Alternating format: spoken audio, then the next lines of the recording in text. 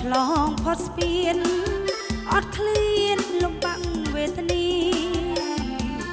មានសេរីភាពប្រកបការងារ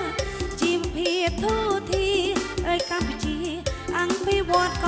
សាងអើយកម្ពុជាអង្គភិវឌ្ឍកសាង7 មករាទេវតាលោកបានផ្ដល់ឱកាសមុខមាត់បដូរផ្លាំងស្រឡឹងរស្មីភ្លឺស្វាងសេដ្ឋកិច្ចលូតលំសង្ស័ព្ទបែបយ៉ាងជាក់ស្ដែងភ័ស្តុតាងដោយឃើញស្រាប់មានបានដោយសពថ្ងៃដោយឃើញស្រាប់មានបានដោយសពថ្ងៃបាំងប្រជាជនមានគុណព្រោះបានរំដងបំរើស្ម័គ្រស្មង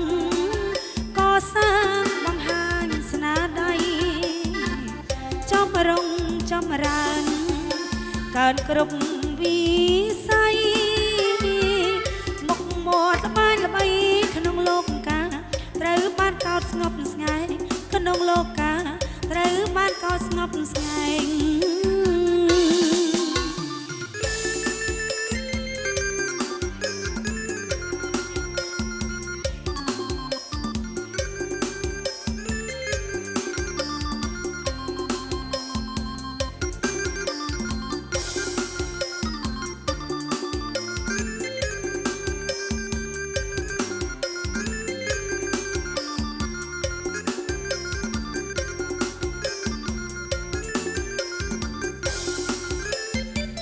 7 មករា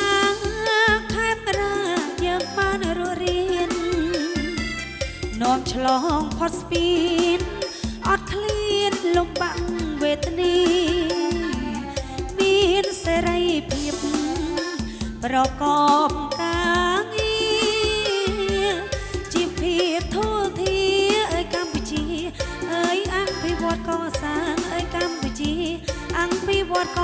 សាង7 មករាទេវតាបានផ្ដល់ឱកាសមុខមាត់បដូរផ្លាំងស្រឡឹងរស្មីភ្លឺស្វាងសេដ្ឋកិច្ចលូតលំសង្គ្រប់បែបយ៉ាងជាក់ស្ដែងភ័ស្តុតាងដោយឃើញស្រាប់មានបានដោយសពថ្ងៃដោយឃើញស្រាប់មានបានដោយសពថ្ងៃ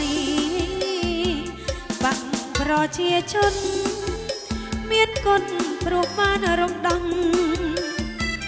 បំរើស្ម័គ្រស្មងកសាងបង្ហាញស្នាដៃ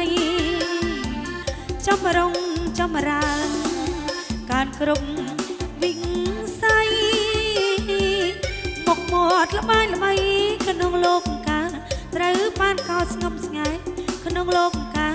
ត្រូវបានកោតស្ង